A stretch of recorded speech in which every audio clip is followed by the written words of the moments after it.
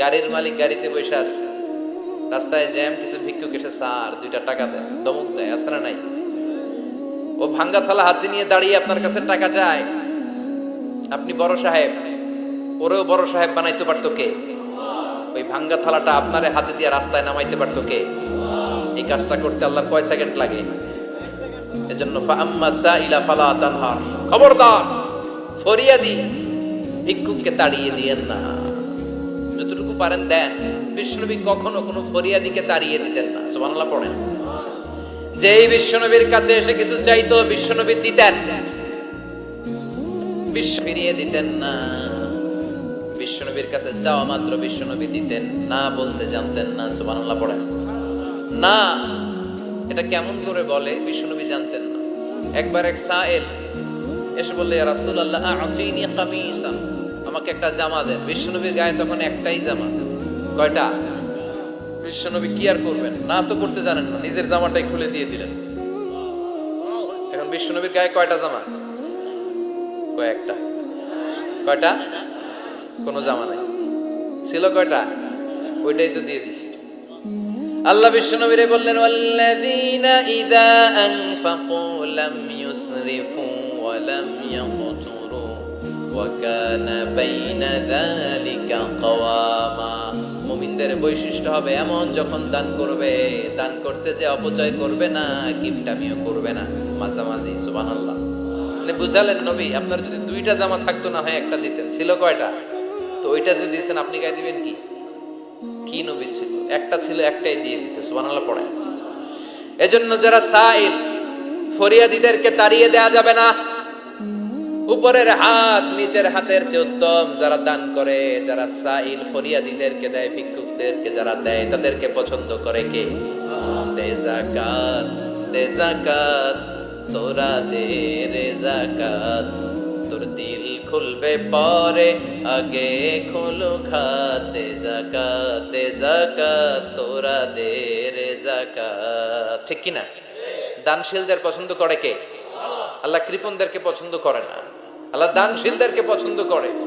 ডান হাত যা দান করে বাম হাত তা জানে না, তার মানে গোপন দান। কি দান? গোপন দান আল্লাহর কাছে প্রিয়। গোপন দান আল্লাহর ক্রোধকে প্রশমিত করে, কমিয়ে দেয়। আপনার কোনো পাপ কাজের কারণে আল্লাহ যদি আপনার উপর রেগে থাকে, আপনি গোপন কিছু সদাকা করবেন, দেখবেন আল্লাহর রাগ কমে গিয়েছে, আল্লাহ আপনার উপর খুশি হয়ে গিয়েছে। সুবহানাল্লাহ পড়েন।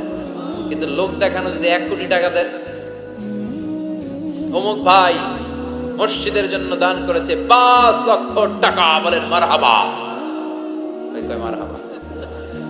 এই যে মারহাবা মার্কা যে দানটা, এটাতে কোনো সওয়াব, যদি যদি তার মনের ভিতরে এই ইন্টেনশন থাকে যে আমারে মারহাবা বলবে, আমাকে হাতেম তায়ের চাচাতো ভাই বলবে, আমাকে দানবীর সমাজ সেবক বলবে, শিল্পপতি বলে তাকবীর দিবে, ঘোষণা দিবে, এই ইন্টেনশন নিয়ে যদি থাকে, এই 5 লক্ষ টাকায় কোনো কানা পরিমাণ সওয়াব হয়েছে, এটারে মিজানের পাল্লায় তুলে দিলে কিয়ামতের দিন কোন ওজন হবে?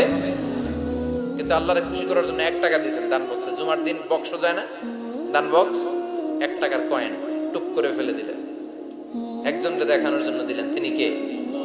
ওইটাকে উহুদ পাহাড়ের সমান ভারী করে আপনার আমল নামে আল্লাহ তুলে দিবে। কামা ইউরাব্বি ফুলুয়াহু, হাদিসে এসেছে, ওটের মালিক যখন দেখে তার ওটের বাচ্চা হয়েছে, তখন ওটের মালিক বড্ড খুশি হয়ে যায়। এই বাচ্চাটাকে খাইয়ে দাইয়ে পেলে পুষে বড় করে। আমাদের দেশে যারা গরু পালে, গরু গাভী পালে না, কথা বলেন, পালে, তো বাচ্চা হলে এটারে বড় করে কুরবানির হাটে বিক্রি করবে, আছে না নাই? এটা আস্তে আস্তে বড় করতে থাকে, বড় করে করে বিশাল নাদুস নুদুস করে। আল্লাহ বলে, যেই দানটা তুই আমার জন্য করেছিলি, ওটা যদিও সামান্য হয়, আমি বাছুরের মতো খাইয়ে দাইয়ে পেলে পুষে বিশাল বড় করে উহুদ পাহাড়ের সমান করে তোর আমল নামার ভিতর কিয়ামতের দিন ঢুকায় দেব। এজন্য আম্মা সাইলা ফালা তানহার, খবরদার ভিক্ষুককে ধমক দিবেন না। 3 নাম্বার কর্মসূচি, ওয়া আম্মা বিনিআমাতি রাব্বিকা ফাহাদ্দিস, আপনার রবের পক্ষ থেকে যেই নিয়ামতগুলো পেয়েছেন এগুলোর বর্ণনা শুরু করে দেন। ওয়া আম্মা বিনিআমাতি রাব্বিকা ফাহাদ্দিস, রবের পক্ষ থেকে যেই নিয়ামত পেয়েছেন এগুলো বর্ণনা শুরু করে দেন। অনেকে আছে আল্লাহর পক্ষ থেকে অনেক নিয়ামত পেয়েছে, এগুলোর প্রকাশ ঘটায় না, আছে না নাই? কথা কন। কোটি টাকার মালিক হয়েছেন আপনি, কোটি কোটি টাকার মালিক। অনেক আছে হাজার কোটি টাকার মালিক, সিরা জামা পড়ে আছে না নাই? তো আমাদের সিরা জামা পড়তে কইছে কি? আপনি কোটিপতি, আপনি দামি জামা পরবেন, আপনি দামি গাড়িতে চড়বেন, আর শুকরিয়া করবেন কার?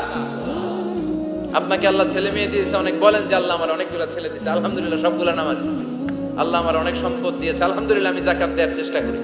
সব বলবেন শুকরান লা ফাখরা, শুকরিয়া করে বলবেন, কোনো ফাখার করে নয়। তার মানে আল্লাহর দেয়া নেয়ামতের শুকরিয়া আদায়ের মধ্যে, ওইটা প্রকাশ করার মধ্যে কোনো দোষ নাই। চিৎকার করে বলেন ঠিক কি না?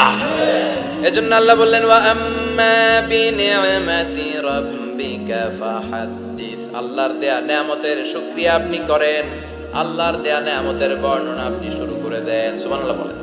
তাহলে তিনটা কর্মসূচি দিলেন, চিল্লায় বলেন কয়টা?